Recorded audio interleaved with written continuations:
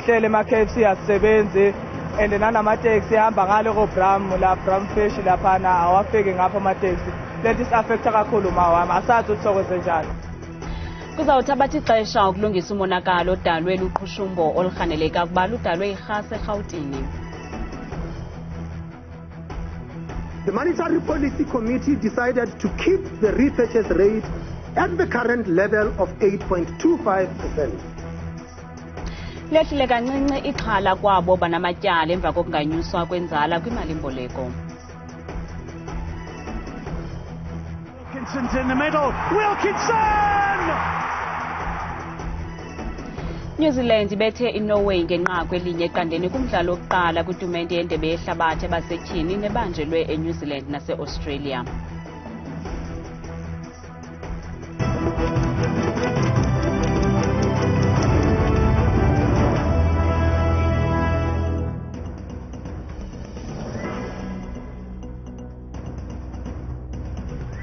Sinamkele kwakhona kwiindaba zethu ngokuhlwanje njengesiqhelo andambi ndodwa ndihamba nophumza sikhumba noyitoliki yolwimi lwezandla Bhotani Mzontsundu. Zimenxe izinto kwisitalato iBri embindini wesixeko saseRhawutini emva koqhushumbo erhaneleka ukuba yirhasi avalile amashishini nanjengoko amagosa okhuseleko egatya abantu kuba bangasondeli kwisitalato iLillian Ngoyi apho lwenzeke khona oluqhushumbo. Ingulubaphathiswa yephondo iGauteng uMnumzana Phanyaza Lisufi ikhwebe amacandelo ohlukeneyo neengcali khona ukuze kuphandwe isizekabani soluqhushumbo yaye kuzawuthabatha ixesha ukulungisa umonakalo.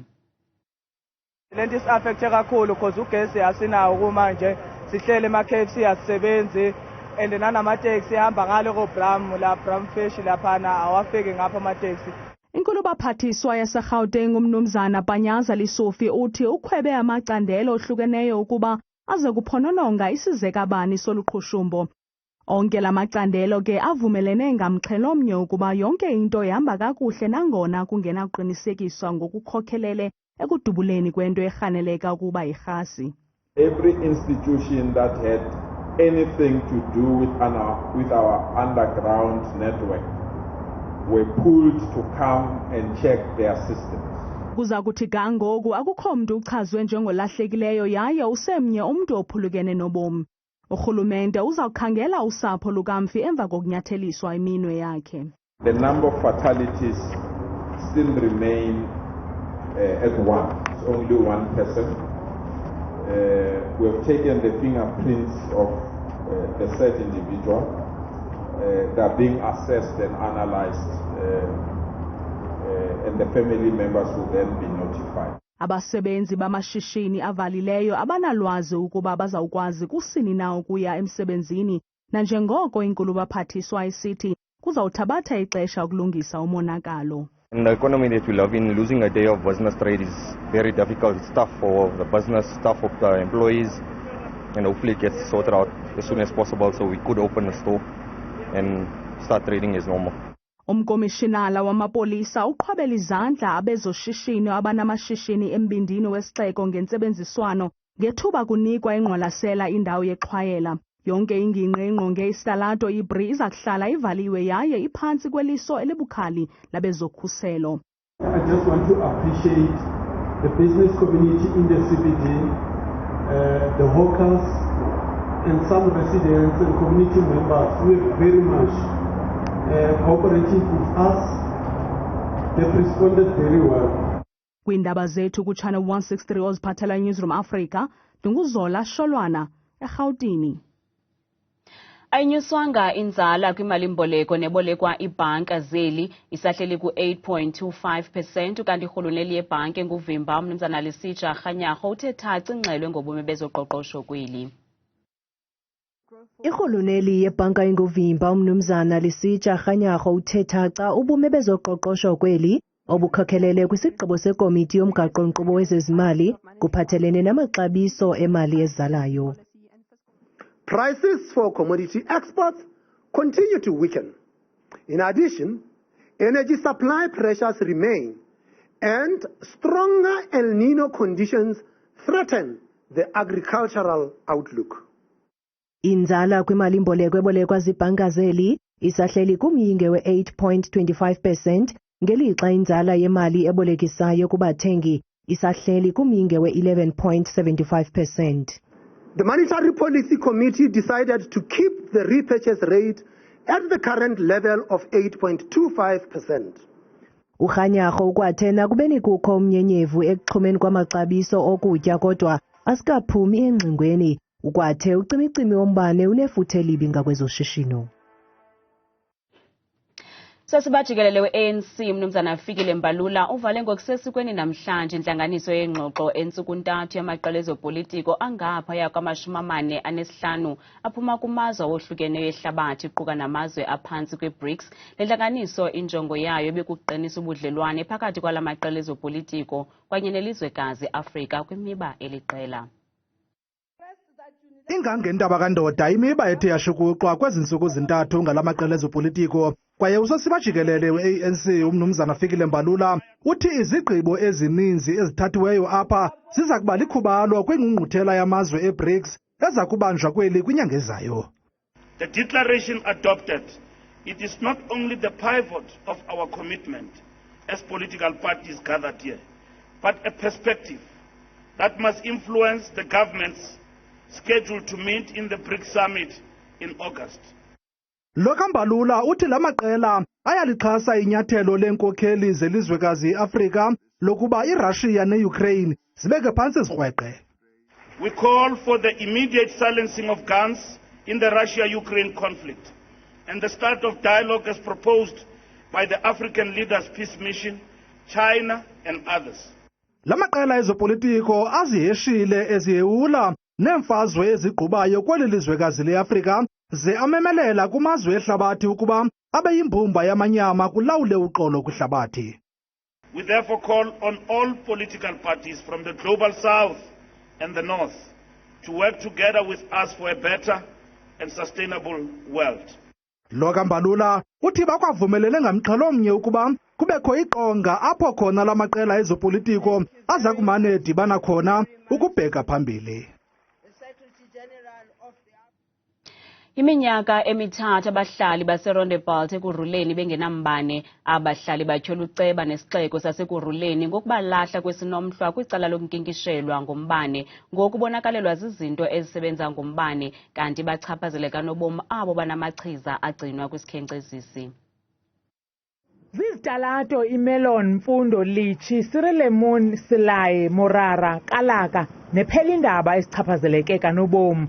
Ingxaki zitransformer ezingawonelanga umthamo wabahlali. Siqatsele isithokotoko sobumnyama obungenasiqabu ukususela ngoApril walonyaka noxa nje le ngxaki yaqala ngo-2021. Ukusuka ngo-2021 apha eRondebult oko sisokoliswa ngumbane wasisokolisa ugesi siloke sinyamezele kodwa kuthe xa kuthi April hayi ke ngoku zacika total ke ngoku akwabikho nalo ubumncinci ukusuka ngo-2021. Bankinqelana maxa wambi ukuze bakwazi ukupheka abahlali. Ugalela umfazi uthi hamba ogalela kuloo flame yakho eqhumayo abantwana bethu banezifuba ngenxa yeflame. Zonke izinto ezisebenzisa umbane zikamama uAnamothwa zonakala. Ifriji yam yonakala, iradiyo neglobes zam zafa, ndisebenzisa isitovu separafini ukupheka maxa wambi ndibase phantsi. Le ntwazana icele ukuba ingavezwa iyasokola xa kufuneka igcine amachiza ayo eswekile efrijini. Ndiyame ndiyigcinisa ama-next door oyoku ndiyahlupheka. Sometimes ndiyajova, sometimes andijovi ngoba ndiyoyika umane ndiya khona ngamanye amaxesha ndijova nasebusuku. Iintambo zombane zirhuqa phantsi, nto leyo ibeka ubomi babahlali esichengeni. Phofu bayavuma ukuba zikhona nezinyoka kule ngxuba kaxaka. Uthe umasipala seyenza loo nto yakhe yongathi uzawuthengisa abantu umbane athi ngoku nibane phaa epalini iswitshi zine avele athengise wena uyi-1 uzawuba namandla othenga umbane niyi-4 epalini abanye balayita mahala. Uinika usuka apho ethetha nathi esentlanganisweni eJemiston. Uceba walapha kwaWard 41 uMnumzana Sanele Hlongwane uthe umasipala wasekurhuleni uza kufakela itransformer eziliqela kungekudala ze emva koko afaka nemilomo nabahlali ngelokukhangela abo kufanele ukuba baqalise ukuhlawulela umbane. Kwindaba zethu kuChannel 163 ngokuphathelwa iNewsroom Africa, ndinguntsiki Noyiya eRondebult ekurhuleni. Siyabulisa kwakhona kwinqaku lokuqala sithe zimenqi kwisitalato iBri embindini wesixeko saseRhawutini emva koqhushumbo Kurhanelwa ukuba irhasi avalile amashishini nanjengoko amagosa okhuseleko egatya abantu ukuba bangasondeli kwisitalato eLillian Ngoyi apho lwenzeke khona olu qhushumbo. Kulubaphathiswa ephondo eGauteng umnumzana Panyaza Lesufi ikhwebe amacandelo ohlukeneyo neengcali khona ukuze kuphandwe isisekabani solu qhushumbo yaye kuzawuthabatha ixesha ukulungisa umonakalo. Kanti abantu baphefumle kumakhasi ethu yonxibelelwano ngale ntlekele yehle eRhawutini.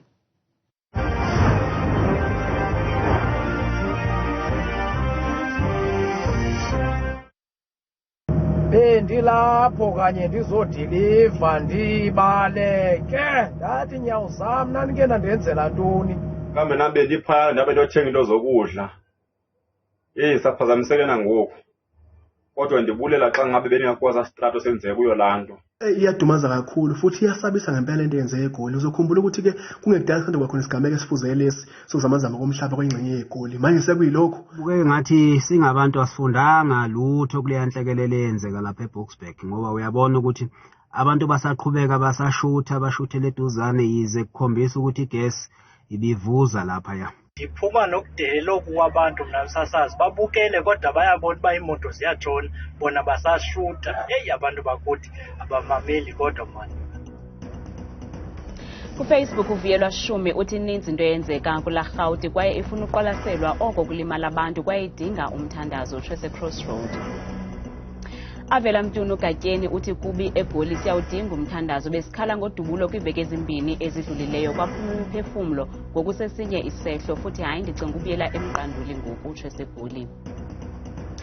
Unika Dosini Ncanda uthi loo nto suke yaxhaphaka into edibene noqhushumbo kwelaGoli ngoba bekusandobakho ukushukuma komhlaba kwezi nyanga zigqithileyo ngoku kwenzeka le into loo nto abantu banesibindi balibele kukwenza ividiyo kodwa bayabona uba izithuthi ziyatshona utsho kujikitsha eCargo. Mbukelo ungaphefumla kwimixholo yethu sebenzisele nombolo kaWhatsApp nengu-071 670 2548.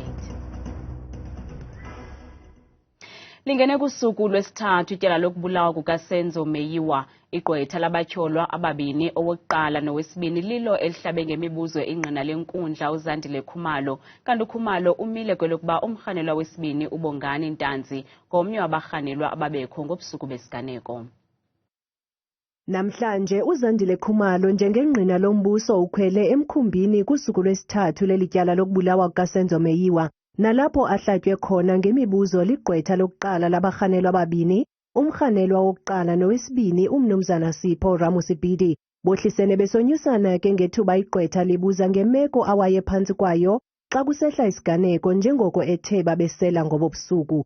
uZandile uthe wayengaqhubi matakane nakubeni wayerhabule kubhelu lomsele. Kokuqala ngifuna ukwazi ukuthi angifiki notshwala.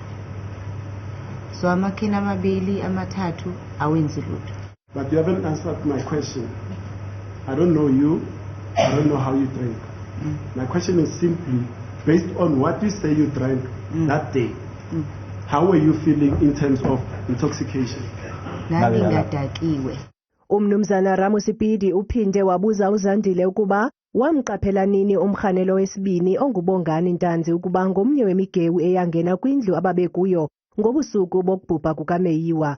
uZandile uphendule wathi wamqaphela ngethuba ingqina umthokozisithwala enika ubungqina enkundleni. Igqwetha liphinde labuza ukuba wawazisa kusini namapolisa xa embona enkundleni. Uthe akazange awazise amapolisa ngoba wayesazi ukuba iza kufika imini apho aza kuchaza enkundleni ukuba okantanzi ngomnye wabarhanelwa. Into engiyaziyo ukuthi noma futhi ngangiyazi ngaleso sikhathi ukuthi liyofika usuku la ngizokwazi ukusho khona. So whether ngisho manje noma ngisho then kodwa kusalayo ngizosho. Ukanti lityala liyaqhuba kwakhona ngomso enkundleni ephakamileyo ePitoli.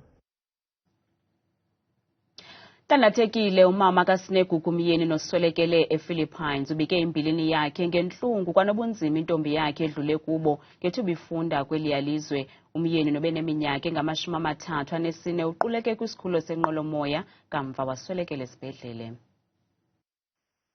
Umama kaSnegugu uthi khange kube lula ukufumana imfundo kumntwana wakhe. Ukwathi ube waba yinto yohlekisa kwilizwe lasemzini ngenxa yokuba mnyama yedwa.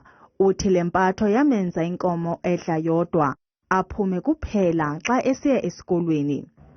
USnegugu wasinda nakwinyikima yelalizwe yangonyaka ka-2013 neyathatha amawakawaka emiphefumlo.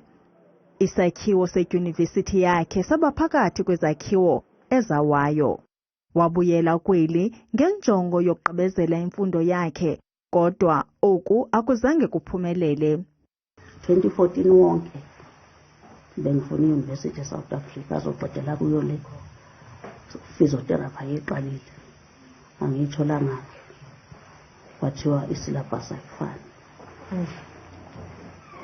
Kwaze kwathi ngo-2015 wathi mama ngicela ubuyele emuva. Ubuyele eAsia ngo-2016, wayeka izifundo ze-physiotherapy ngenxa yokuba idyunivesithi ingasekho. Wenza eze-psychology kwenye idyunivesithi. Kungoku nje ebesenza unyaka wakhe wokugqibela kwi-masters ze-psychology.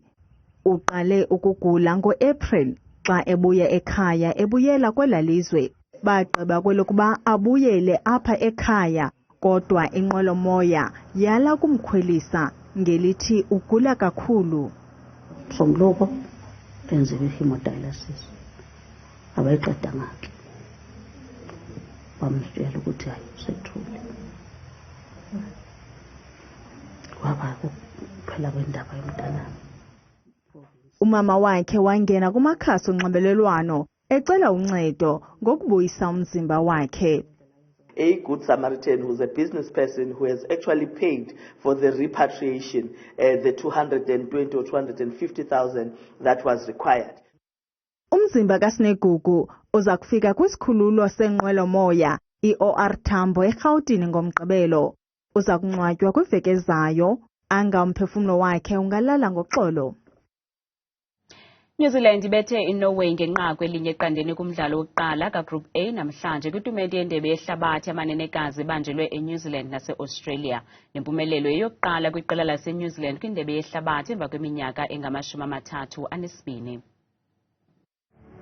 Ezimbalini iNew Zealand zange yaphumelela mdlalo kwitumente yeNdebe yehlabathi yamanenekazi kwiminyaka engama-32 edlulileyo. Ngelixa iNorway yona ize kulo mdlalo izintandane nanjengoko yaphuma kwi-quarterfinals kwindebe yehlabathi edlulileyo. Abasindleki bebeyimela eshushu ebhotolweni ekuqaleni kwalo mdlalo nabalandeli bebantshontyela ngamandla. Kodwa ke kutshintshwe amacala kungekho qela ligoba uphondo. Kwisiqingatha sesibini abuye ngamandla lamaqobokazana amacala omabini. Kwimizuzu nje emithathu kwisiqingatha sesibini ude wavula usesame uHannah Wilkinson efaka inqaku leNew Zealand yanxakama iEden Park. Wilkinson's in the middle. Wilkinson! Thabile Makhaphela selengqangile neMozulu.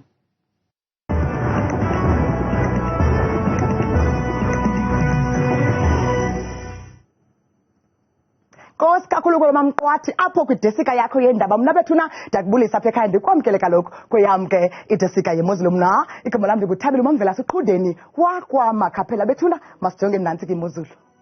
Sivula phaya kaloku eMpuma Koloni eMonti ngeshumi nje nesithoba kusibeka kakuphaka kwasekuseni ngomso limathuba ndakampela elazulu naphaya kokogqibeka kuye futhi la 19 degrees kwasekuseni ngomso.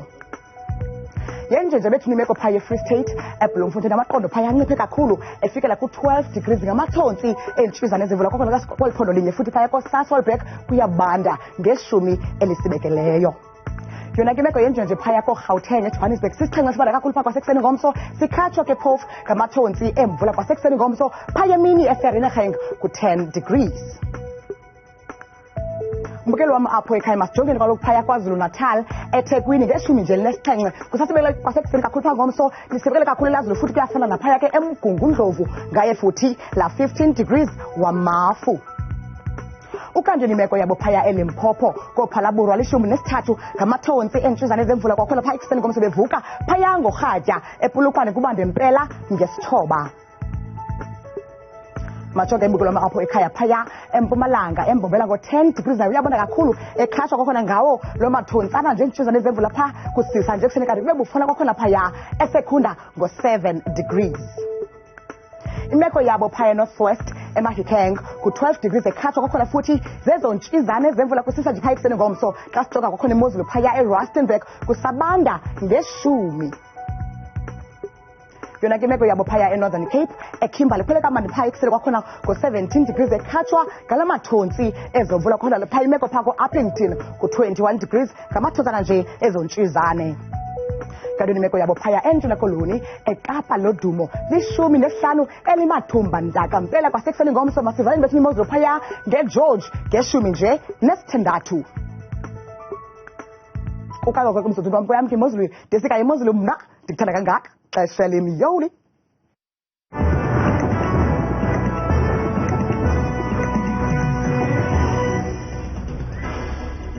Ngazifumana izindaba nezinye kwiqonga lethu le-YouTube @Iindaba Zethu 163 kamnandi mawethu.